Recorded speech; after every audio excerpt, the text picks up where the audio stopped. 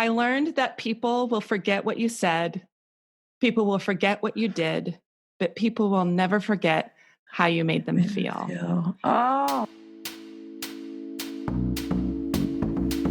Jump, you're ready now. Jump, the sky's the limit. Jump, jump, jump. Leave it all behind and jump. Just go for it. Jump, if you can dream it. Jump, jump, jump. Together we can do all things. Hey guys, this is Rebecca here, your host. I am so excited to be back. I have been missing you guys so very much. My traveling has been increasing, but I am scheduling amazing shows for you guys. So I promise you not to disappear. Promise. Today in the show, I have incredible guests. I am so excited to bring this to you in a day like today.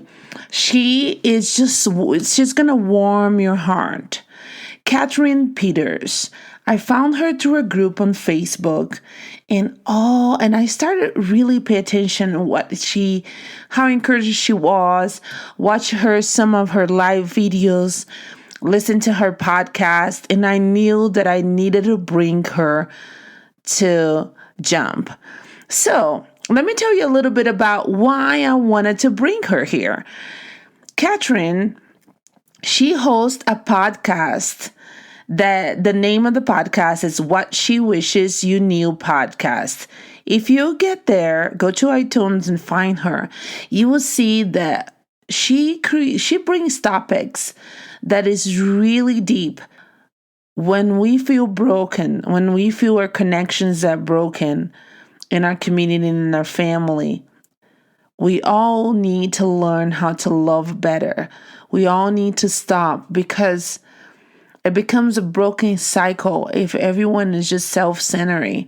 Let's just go ahead and stop for a second and try to eye contact those around us and love our community a little bit better.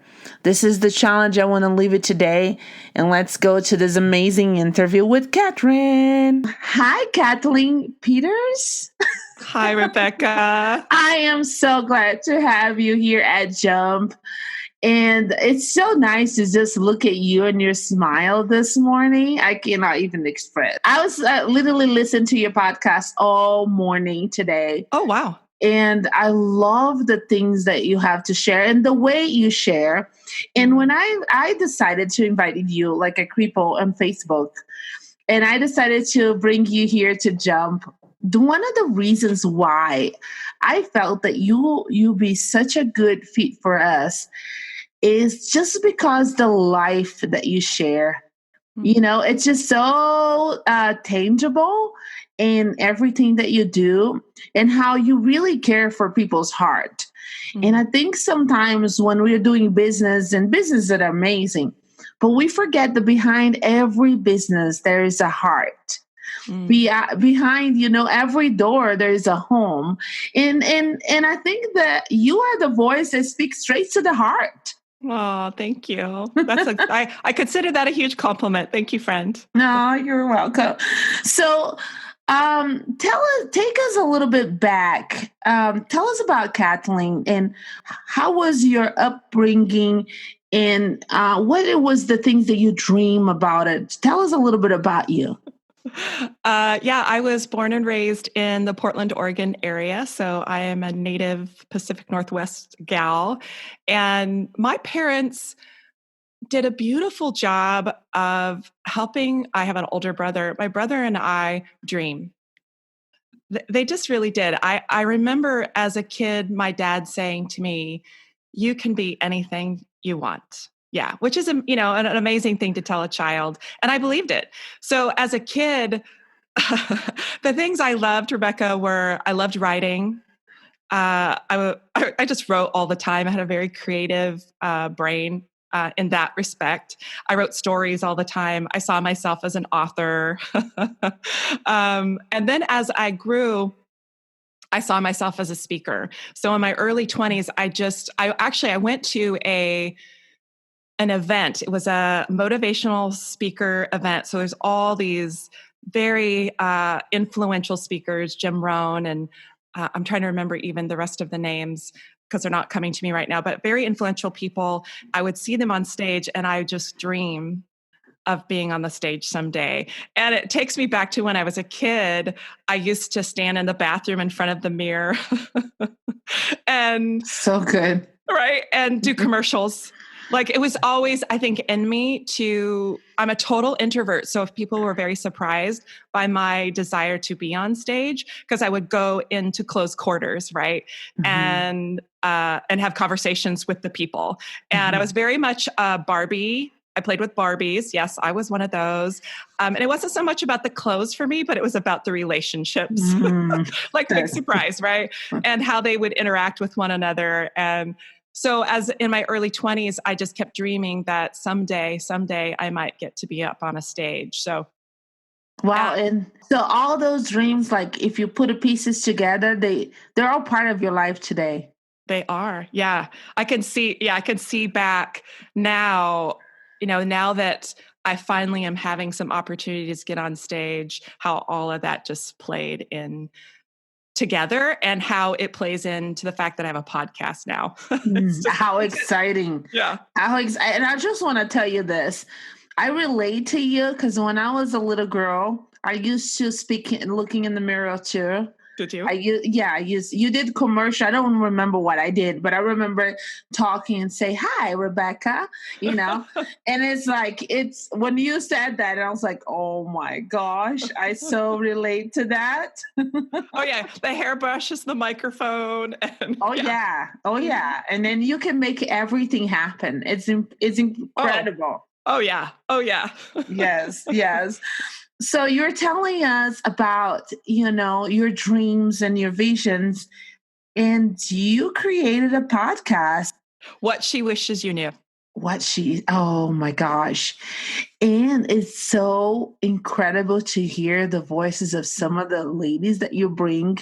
I was so touched. That was so clarifying for me, and I think about like the different topics that you're choosing. They're hard topics. Why did you choose those? This need to tell the world, hey, Right. we're missing something here. Oh, I'm hearing themes here.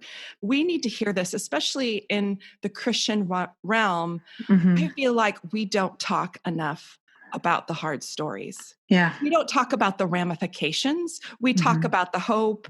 We talk about the Cinderella ending. Yeah. We like the nice packaged endings, but we don't always go into the dark places with people. Yeah. And what I kept hearing in stories is people were feeling alone. Yeah. They were feeling right. They're feeling like in their communities, they're being unheard. And I just decided I want us to hear them.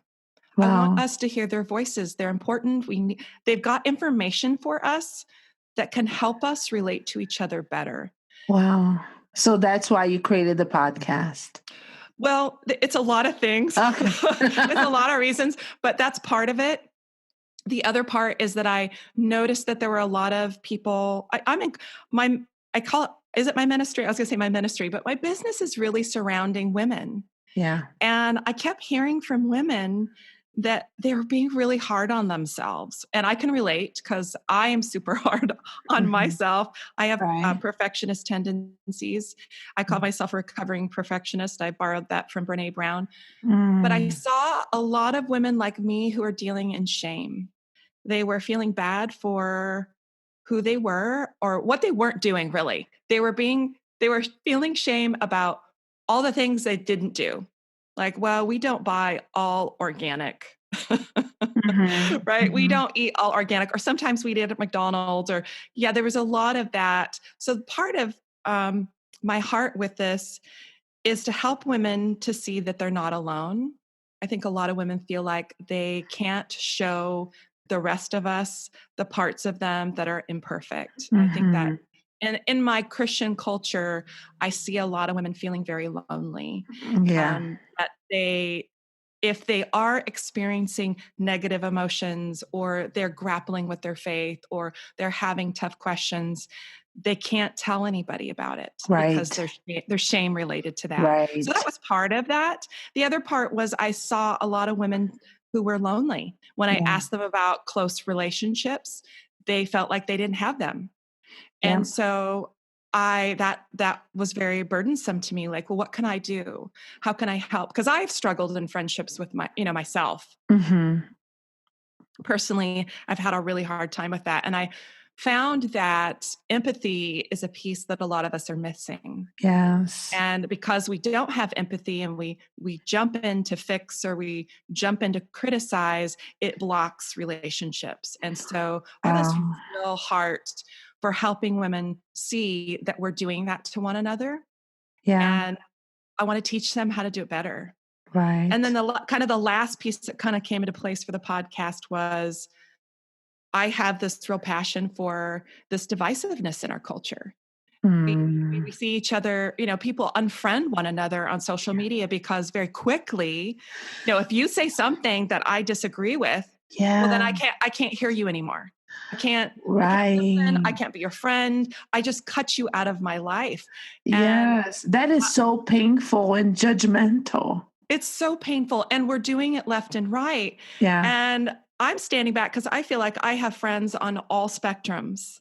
And I'm watching my friends on each end of the spectrum be really mean to one another. Right. Loving, kind people being mean to one another and not knowing what to do about it. I just felt like, how can I help us? Right.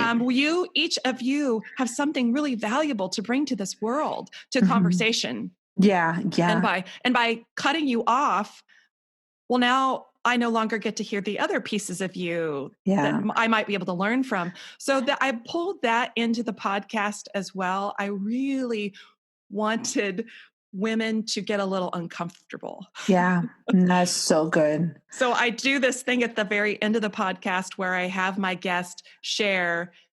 I call it that's the big reveal. Yeah. And she shares 3 things about herself that could be possibly controversial. Yeah. And then we just end the podcast. She doesn't get to explain it. She just says it. Wow. Drop the mic. That's amazing. Right. And then, but then the preamble there, I don't leave my listener without a little warning. I say, hey, she's going to say something that might rock your boat a little. She might punch your buttons. Yeah. And that's the whole point. And then I want you to sit with it. And I want you to question yourself. Yeah. How am I feeling? How's my body feeling? And am I now going to discount her? Am I now going to say, oh, I can't trust her anymore? Or in my culture, because I'm really talking to the Christian woman, am I basically saying, I think you're going to hell now? Am I questioning your salvation? Oh my gosh. Right? And we leave her with that discomfort. That is so good what you're saying, because I've been finding over and over again people's beautiful souls that they say things that I don't agree about politics and things like that. I don't agree, but they are amazing humans. They have amazing dreams.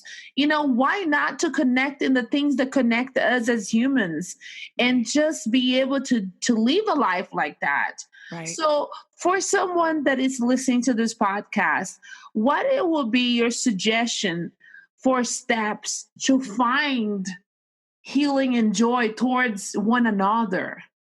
It's a great question, Rebecca. It's a great question.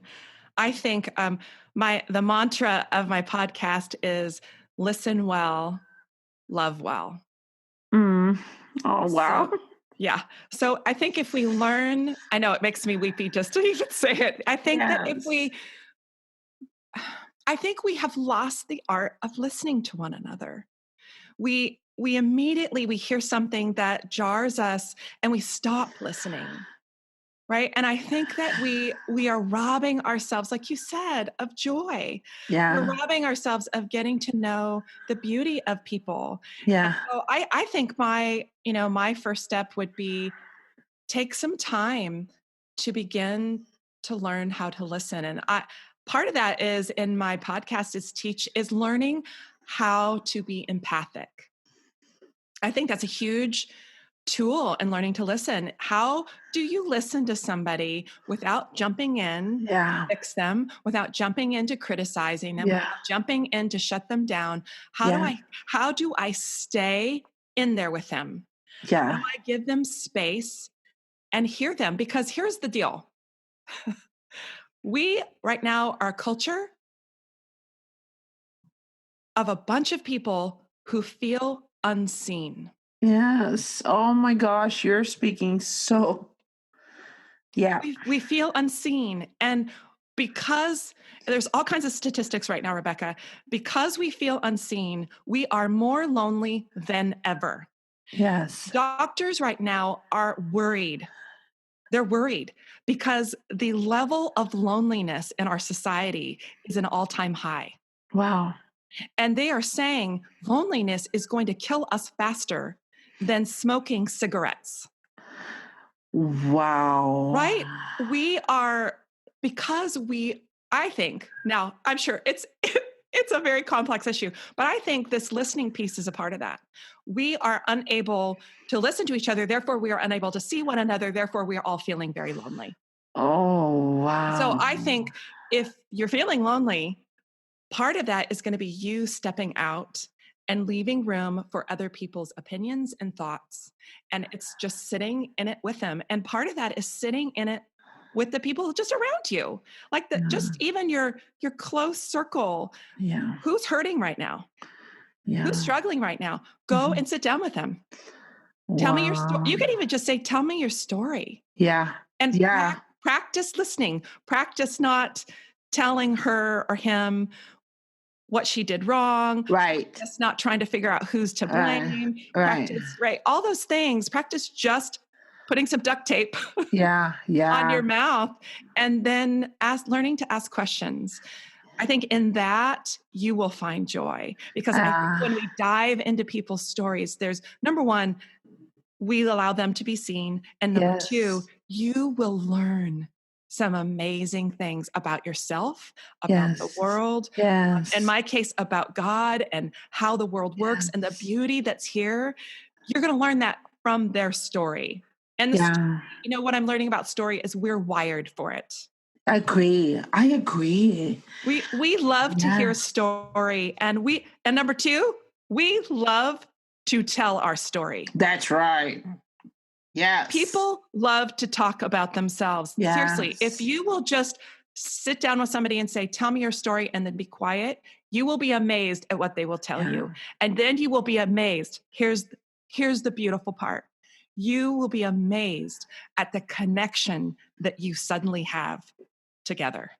That's right. You're correct. Because you saw them. Right. You saw them. Yes. And they feel that. And when you feel seen, you feel connected. Yes. Oh my God. And there is all sorts of joy that is available to you when you connect with another human being. That's right. When I got to the United States, I didn't know much English. But one of the things I was 23, was like 16 years ago. I used to talk to girls, ladies, and I couldn't express much because I didn't spoke English. But I used to say, tell me your story. That's what I knew it. And people would just share their story. And it was fascinating to me. Because I was like, oh my gosh, this is so much better than soap operas in Brazil. Telenovelas. Yes. This is way better. This is like real juicy stories. Right. But it gives you also a way to see them beyond their own surface. Because like in Florida, all the ladies look really well dressed and beautiful, makeup. But then when you hear their stories, you realize we are all really broke. We are. And it's like, you are me and I am you. And we have a kind of like the same story. Oh, I love that. What you just said. You are me. I am you. Yes. There's a song for that. Yes. Someone wrote a song for that. My best friend Julie sent that to me, and I could not stop hearing that song. And then the name of the song is Worthy. And I'm probably going to see if I don't know if I can play, but it says, in this life, you are me and I am you, and we are worthy. Yeah. Yeah, we are. And, that's the other thing, Rebecca, I'm glad you brought that up because I think in social media, and I love social media. I have a love-hate relationship with social media, Right. but in social media, we are kind of taught to just show each other our best sides. Yes. And I think that it fools us. I think we forget that everybody is carrying something Yeah. really hard. Right. Everybody, I mean, we do not escape this life without hardship, without hard things. All of us are dealing with something, but we forget, right? Because we see your smiling photos and we see your perfect makeup and, all those things. We see your happy kids and we don't know what's actually going on behind the scenes. Yeah, correct. And if you will ask somebody their story, I love that you ask people that. What a beautiful way to get to know people. Mm-hmm. It's really that simple. Mm-hmm. It's really that simple. Oh my gosh. So tell us one thing. You talk in your podcast about how can we build a bridge to one another? I know that one of the things you just spoke was about listening, which we all have to exercise that like listening ability to really stop and listen to what other people have to say. But how do we do that? How do we build a bridge to each other in this comparison world, everything that we see, or even inside of communities and churches and social places? How can we build this back to each other? I think this is going to sound really elementary and simple. Look at people in the eye. Really? I think, seriously, Rebecca, this is another art we've lost. We do not look at each other in the eye. We don't. I'm like a survey. I'm a purveyor of this now. I like watch people because one of the things I have to ask myself is, why do people tell me stuff like strangers? Just start talking to me. And I think one of the things that I do, Rebecca, is I look at people and I smile at them. I connect. It's just a really quick connection, but people are not used to being looked at each other anymore, at least where I live. Now, this could be different in other parts of the country, but in the Pacific Northwest, I don't, maybe it's all the rain and the clouds, but people, they literally, Rebecca, I could get out of my car and the person next to me that just parked next to me, we get out of the car at the same time. We can walk into the grocery store at the same time and they'll never look at me. Yeah. Wow. I never thought it that way. I never thought about this. This is why like making this podcast is changing my life because of things that I always thought what is important. I have an idea, but then when you hear what other people have to say, this is a life changing. We did stop looking in each other's eye. Yeah. We stop acknowledging each other's presence and humanity. Wow. We're doing a lot of dehumanizing to one another. And I think because we're doing that, we can't, because really, here's the thing. Wow. Social media it's tricky, right? Because I am not looking at you in the eye when I'm saying these awful things to you. If we were standing face to face, more than likely, you're not going to say that. I mean, think about that. You're driving in your car. I am just as guilty as this. Mm-hmm. You're driving in your car. They pull out in front of you. Mm-hmm. And what's the first thing on your mind or out of your mouth? Mm-hmm. Right? Yeah. Gripe, maybe some swear words, right? But if I was to, this has happened to me, pull in next to the person, right? We get out of our cars and we're walking into the building. I'm like, I'm really glad they couldn't hear what I said. Oh my gosh, you're correct. Right? Because when we're eye to eye, we're not going to say those kind of things. There's something about being in each other's presence that we'll pull that in. And I think that allows us to see each other's humanity. In social media, we don't. It's very easy to make people objects. And we don't have to worry or be concerned about feelings or any of that. So I think just starting with acknowledging people's humanity can be a beginning of a beautiful. Wow. So Do you have right now? I ask this for every guest that we have in the podcast. Do you have a quote that it speaks to you and it's driving you and you love to just speak into your heart? If you do, what it is and tell us why. Oh my gosh, I do. It's from Maya Angelou. Oh, I love her. I love Maya Angelou. I learned that people will forget what you said, people will forget what you did, but people will never forget how you made them feel. Oh gosh. And I love that one because I can be in my perfectionism, I can get all wrapped up in saying the right thing. And this reminds me that it isn't about the words, Kathleen. It's about how you make people feel. And it's just sort of become who I am, that I want people to feel seen. Because when I feel seen, it changes everything. So, oh, that's so beautiful. I just want to say that I am so grateful that you are here. I knew that you have so much life to give, and this is everything I dream, is everything I was able to see in you. For people to connect with you, how do they will connect with you? Yes.